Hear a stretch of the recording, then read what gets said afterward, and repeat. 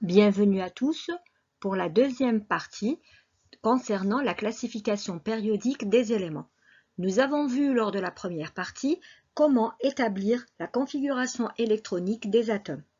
La connaissance de cette dernière a permis de les classer logiquement dans un tableau.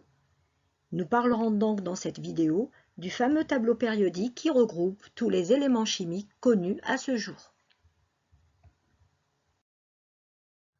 Il est important de savoir qu'avant 1869, beaucoup de scientifiques ont essayé de les classer par leur poids par exemple, sans que ça soit concluant. Vers 1869, Dimitri Mendeleïev, lui, décide de les classer par leur poids et par leurs propriétés chimiques. Il lui fallut 2 bonnes années afin d'arriver à réunir les 63 éléments connus dans un tableau satisfaisant. C'est le fameux tableau périodique encore utilisé de nos jours. Sur chaque ligne, les masses atomiques augmentent progressivement et dans chaque colonne, les éléments sont regroupés dans des familles aux propriétés chimiques voisines. L'organisation du tableau est extrêmement logique. Mendeleïev, grâce à son tableau, anticipe même l'existence d'éléments chimiques encore inconnus et prédit leur masse et leurs propriétés. Il laisse donc des cases vides et l'avenir lui donne raison. Depuis, le tableau a connu des modifications. Le tableau périodique actuel ressemble à ceci. Les 4 derniers éléments, à savoir le 113, le 115, le 117 et le 118, ont été rajoutés officiellement au tableau en 2016. Le tableau est basé sur le classement des éléments par ordre de numéro atomique Z croissant. Il est constitué de 18 colonnes ou groupes et de 7 lignes ou périodes. Chaque ligne commence par un élément dont la configuration électronique externe est NS1 et se termine par un gaz rare.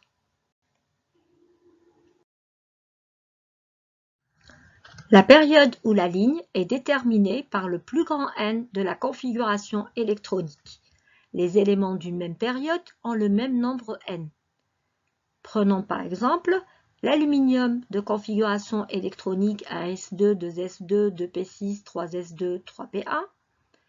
Le plus grand N de la configuration électronique est N égale 3. De même, le phosphore de configuration électronique 1s2, 2s2, 2p6, 3s2, 3p3 a aussi pour plus grand N, N égale à 3. Donc les deux atomes appartiennent à la même période qui est la période 3. Les éléments d'un même groupe ou d'une même colonne ont même configuration électronique externe. Ils ont donc même nombre d'électrons de valence. Les groupes sont désignés par un chiffre romain suivi d'une lettre A ou B. Le chiffre indique le nombre d'électrons sur la couche de valence, donc le nombre d'électrons de valence, et la lettre désigne le sous-groupe. Exemple, l'oxygène de configuration 1s2, 2s2, 2p4 et le soufre 1s2, 2s2, 2p6, 3s2, 3p4 ont même configuration électronique externe. Ils ont donc le même nombre d'électrons de valence qui occupent les mêmes sous-couches, 2 sur la S et 4 sur la P. Ils appartiennent donc au même groupe. Les éléments d'un même groupe ou d'une même colonne forment ce qu'on appelle des familles chimiques aux propriétés analogues. Cette classification divise le tableau périodique en 4 blocs en fonction de la configuration électronique des éléments. Ces 4 blocs sont en fonction de la nature de la dernière sous-couche occupée par les électrons de valence, c'est-à-dire le bloc S sera constitué d'éléments dont la dernière sous-couche occupée par les électrons de valence est la sous-couche S. Les éléments dont la configuration se termine par la sous-couche D formeront le bloc D. Le bloc P sera lui constitué d'éléments dont la dernière sous-couche de la configuration électronique est la sous-couche P. Et enfin, le bloc F sera formé d'éléments dans la dernière sous-couche occupée par les électrons de valence et la sous-couche F. À titre d'exemple, prenons l'oxygène dont la configuration électronique est 1s2, 2s2, 2p4. La dernière sous-couche occupée par les électrons de valence est la sous-couche P. Ceci implique que l'oxygène appartient au bloc P. Le beryllium de configuration 1s2, 2s2, la configuration de ce dernier se termine par la sous-couche S. Donc, le beryllium appartient au bloc S. Remarque très importante, les groupes des blocs S et P ont un sous-groupe noté A. Les groupes du bloc D ont un sous-groupe noté B. Regardons de plus près les différents blocs et les groupes qui les constituent. Commençons par le bloc S. Ce dernier contient les éléments dont la configuration électronique se termine par la sous-couche S. Comme cette dernière ne peut contenir au maximum que 2 électrons, nous avons 2 possibilités de configuration externe, NS1 et NS2. Il est constitué de 2 colonnes, 1 et 2. La formule générale, c'est-à-dire la configuration électronique externe générale des éléments du bloc S, s'écrit NSX avec X compris entre 1 et 2. Nous avons donc 2 groupes. Première configuration externe possible, c'est NS1, c'est-à-dire un seul électron sur la sous-couche externe, qui est la sous-couche S. Donc c'est le groupe 1. Comme on est au bloc S, le sous-groupe correspondant est le sous-groupe A. Donc, nous avons affaire au groupe 1A. De même, la deuxième possibilité qui est la configuration NS2, nous avons 2 électrons sur la couche de valence. Donc, c'est le groupe 2. Nous sommes toujours au bloc S, donc c'est le sous-groupe A. Le groupe correspondant est le groupe 2A. Exemple, si on prend le sodium de configuration 1s2, 2s2, 2p6, 3s1, un seul électron sur la sous-couche S, donc il s'agit du groupe 1A. Et comme le plus grand n est la période, le plus grand n c'est n égale à 3, l'élément appartient à la période 3. De même, le beryllium de configuration 1s2, 2s2, nous avons 2 électrons sur la couche de valence, donc il s'agit du groupe 2A, et le plus grand n est n égale à 2, donc c'est la période 2. Voyons maintenant les éléments du bloc P. Nous avons dit que ce dernier contenait les éléments dont la configuration électronique se termine par la sous-couche P. Pour rappel, les groupes du bloc P ont aussi un sous-groupe A, comme pour le bloc S. La configuration électronique externe des éléments du bloc P est NS2, N-1, D10 ou 0, NPX, X étant compris entre 1 et 6, puisque la sous-couche P peut contenir de 1 jusqu'à 6 électrons au maximum, ce qui constitue 6 groupes. Le premier groupe que nous allons voir est celui qui correspond au premier électron placé sur la sous-couche P. Donc, la configuration externe étant NS2, NP1. Le groupe correspondant est le groupe 3A.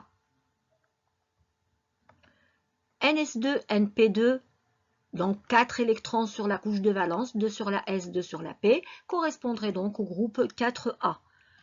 NS2, NP3 constitue le groupe 5A. La configuration électronique externe NS2, NP4 correspond au groupe 6A. NS2, NP5 constitue le groupe 7A. Enfin, la configuration électronique externe NS2, NP6 constitue le groupe 8A qui correspond à une structure où les sous-couches sont saturées, donc la structure des gaz rares qui constitue la colonne 18. Exemple, si on prend l'aluminium de configuration AS2, 2S2, 2P6, 3S2, 3P1, Il y a 3 électrons sur la couche de valence, 2 sur la S, 1 sur la P. Donc, c'est le groupe 3A. Comme on est au bloc P, le sous-groupe c'est A. Et comme le plus grand N, c'est N égale à 3, donc la période c'est 3. Pour l'azote, 1S2, 2S2, 2P3, il y a 5 électrons de valence, donc le groupe correspondant est le groupe 5A. Le plus grand N étant égal à 2, la période c'est 2. Pour le gallium 31, 1S2, 2S2, 2P6, 3S2, 3P6, 4S2, 3D10, 4P1, la configuration électronique étant 4S2, 3D10, 4P1.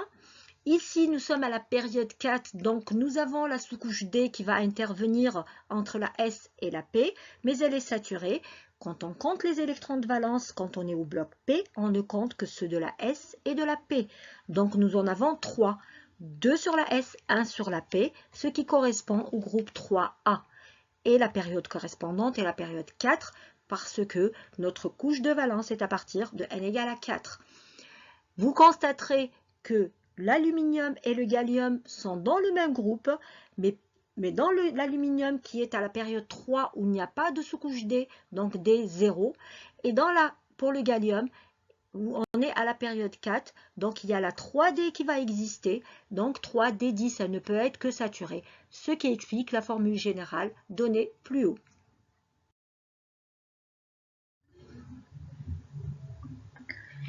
Pour le bloc D, ce dernier contient les éléments dont la configuration électronique se termine par la sous-couche D. Les groupes de ce bloc ont un sous-groupe noté B.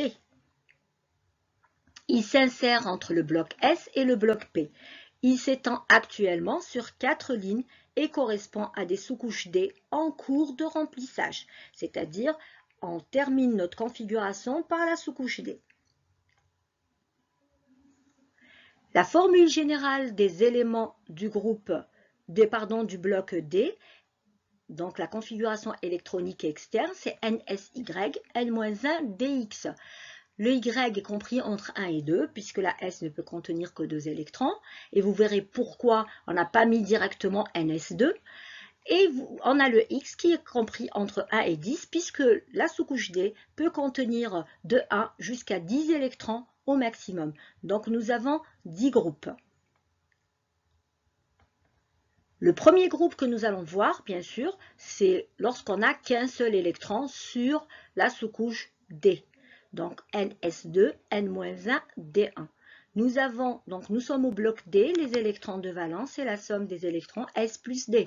Donc nous avons 2 plus 1 électron, donc 3, ce qui correspond au groupe 3 avec le sous-groupe B puisqu'on est dans le bloc D.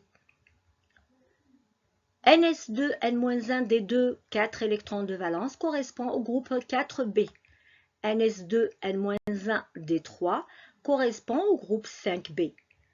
Enfin, NS2, N-1, D4, comme nous l'avons vu dans la première vidéo, lorsqu'on obtient la configuration D4, pour une meilleure stabilité de la sous-couche D, nous allons prendre un électron de la S et on le porte sur la D. Donc la configuration la plus stable, c'est NS1, N-1, D5. Première exception à la règle de Kleschowski. Donc nous avons donc ici 6 électrons sur la couche de valence qui correspondent donc au groupe 6B. La configuration NS2, N-1, D5, 7 électrons de valence, implique le groupe 7B. Pour illustrer ces différents groupes, nous allons voir quelques exemples. Le scandium 21, qui a pour configuration électronique un S2, 2S2, 2P6, 3S2, 3P6, 4S2, 3D1. La configuration électronique externe étant 4S2, 3D1. 3 électrons de valence impliquent le groupe 3B. Et comme le plus grand N, c'est N égale 4, donc c'est la période 4. Le chrome, de configuration 1S2, 2S2, 2P6, 3S2, 3P6, 4S1, 3D5. On n'écrit pas 4S2, 3D4. Donc la plus stable, c'est 4S1, 3D5. Donc 6 électrons impliquent le groupe 6B et la période pour N égale 4, c'est période 4.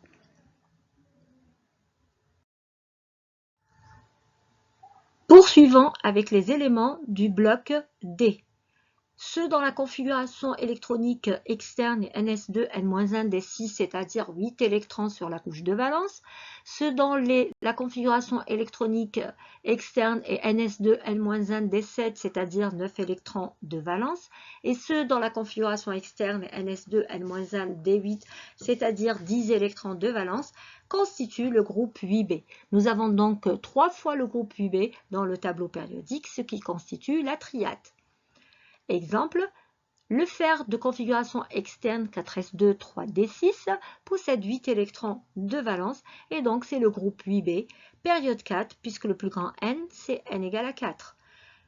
Le cobalt de configuration externe 4s2 3d7 appartient également au groupe 8b et à la période 4. Le nickel 1s2, 2s2, 2p6, 3s2, 3p6, 4s2, 3d8 possède 10 électrons sur la couche de valence. C'est toujours le groupe 8b et la période c'est également 4 puisque le plus grand n est 4. Vous remarquerez que les trois éléments appartiennent à la même période, au même groupe, mais on ne peut pas les placer dans une seule colonne parce que les éléments dans le tableau périodique sont classés par ordre de numéro atomique Z croissant. Donc, il faut qu'on les place sur 3 colonnes différentes, mais ce sont des éléments qui ont les mêmes propriétés et donc ils ont le même nom du groupe, le groupe 8b. Continuons avec la configuration électronique NSA n-1 D10. Dans ce cas-là, on ne va pas compter les 10 électrons de la D pour donner le numéro du groupe, on compte seulement l'électron de la S et ça nous donne le groupe 1B. On est toujours au bloc D puisque la dernière sous-couche c'est D et donc c'est pour cela qu'on a le sous-groupe B. La dernière configuration est la configuration externe NS2 n-1 D10. Dans ce cas-là également, on va compter les 2 électrons de la S pour dire que c'est le groupe 2. Et comme on est toujours au bloc D, donc c'est le sous-groupe B. Donc il s'agit du groupe 2B. Prenons pour exemple le cuivre de configuration électronique 4s externe 4s1 3d10 et non pas 4s2 3d9. C'est la deuxième exception à la règle de Kleshowski que nous avons vue dans la première vidéo. Donc pour des raisons de stabilité, on écrira plutôt 4s1 3d10. Donc ici, nous avons un électron de la S, on ne compte pas les 10 de la D, et nous obtenons le groupe MB, la période 4, puisque le plus grand N, c'est 4. Pour le Zn, de configuration électronique 4s2 3d10, les 2 électrons de la S impliquent qu'on est au groupe 2B, et donc la période, c'est 4, vu que le plus grand N, c'est 4.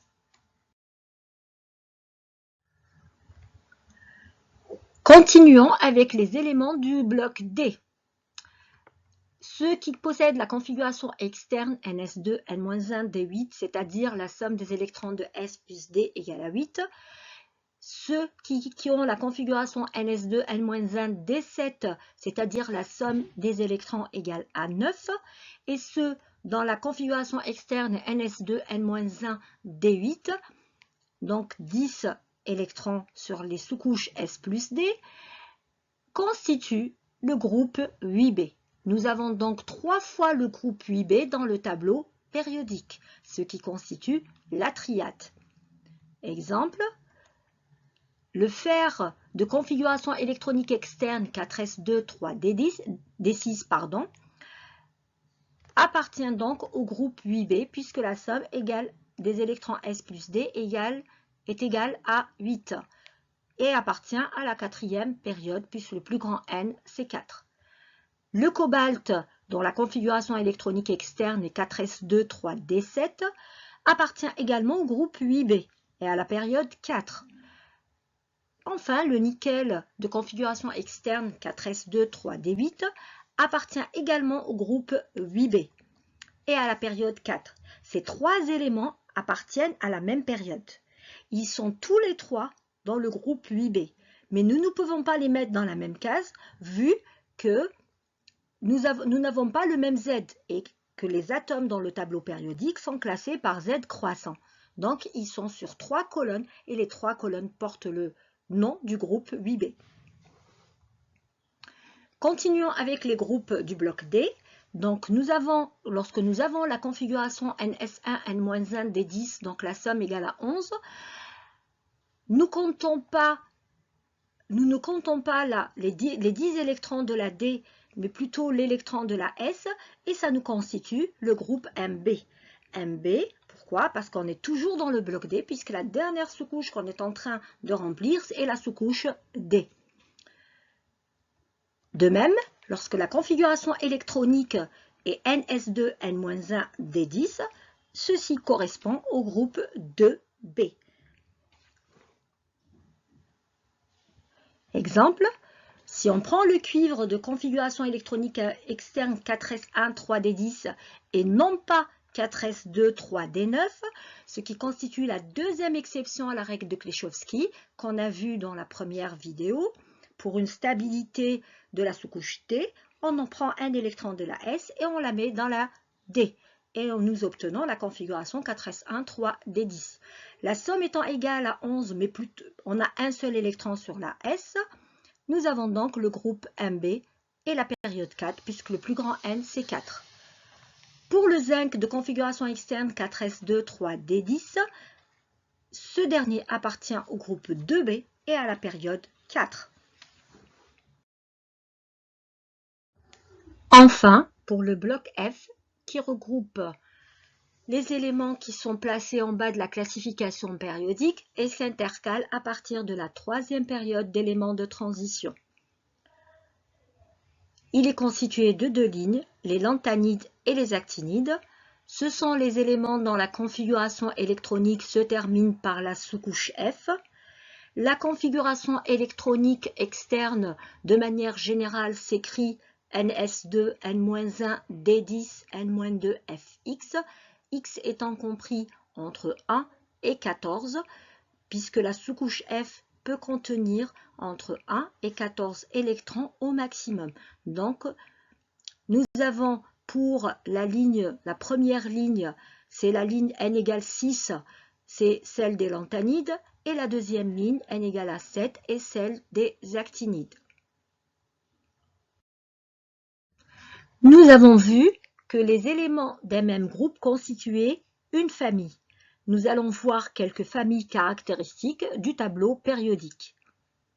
La première famille est celle des métaux alcalins. Ce sont les éléments du groupe 1A de configuration externe NSA, sauf l'hydrogène qui a pour configuration effectivement un SA, mais qui n'est pas un métal, c'est un gaz. La deuxième famille est celle des métaux alcalino-terreux. Ce sont les éléments du groupe 2A de configuration externe NS2, sauf l'hélium, qui effectivement possède la configuration NS2, mais on ne peut pas le placer parmi les métaux alcalins. En effet, c'est un gaz rare, vu que la première couche se sature avec 2 électrons, donc il a les propriétés d'un gaz rare, même si sa configuration ne ressemble pas aux autres gaz rares, il sera placé avec les gaz rares. La famille des métaux de transition est constituée d'éléments du bloc D. Ces derniers donnent des cations à valence multiple, c'est-à-dire, par exemple, pour le fer, nous pouvons avoir l'ion Fe2+, comme on peut avoir l'ion Fe3+. Nous avons également la famille des chalcogènes, ce sont les éléments du groupe Ca de configuration NS2, NP4. C'est la famille de l'oxygène. Enfin, nous avons également la famille des halogènes, ce sont les éléments du groupe 7A, NS2, NP5.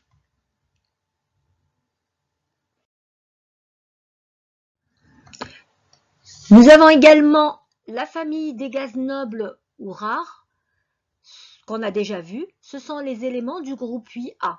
Ils ont comme particularité d'avoir une structure électronique dont toutes les sous-couches sont remplies, ce qui leur donne une grande stabilité. Ils ne se lient avec aucun atome. Enfin, la famille des terres rares, ces éléments possèdent des orbitales F en cours de remplissage. Les orbitales qui correspondent au remplissage de l'orbital 4F constituent les lanthanides. Et les orbitales qui correspondent au remplissage de l'orbital 5F sont les actinides.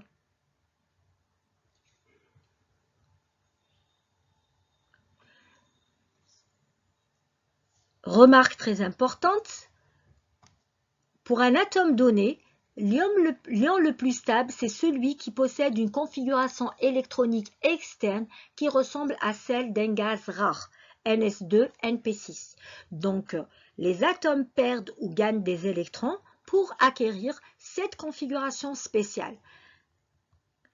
Pour les alcalins, qui possèdent la configuration NS1, ils possèdent un seul électron sur la couche externe. En perdant juste cet électron, ils ont la configuration du gaz rare qui les précède. Et donc, ils forment l'ion le plus stable qui est l'ion X+.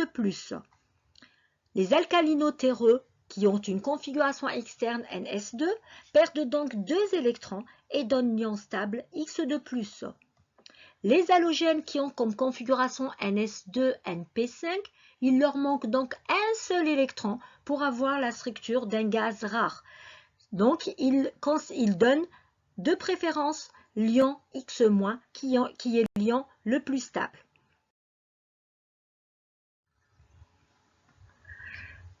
Puisque nous parlons d'ions, on va voir comment établir la configuration électronique d'un ion. La configuration électronique d'un anion, c'est-à-dire un ion chargé négativement, est facile à déterminer.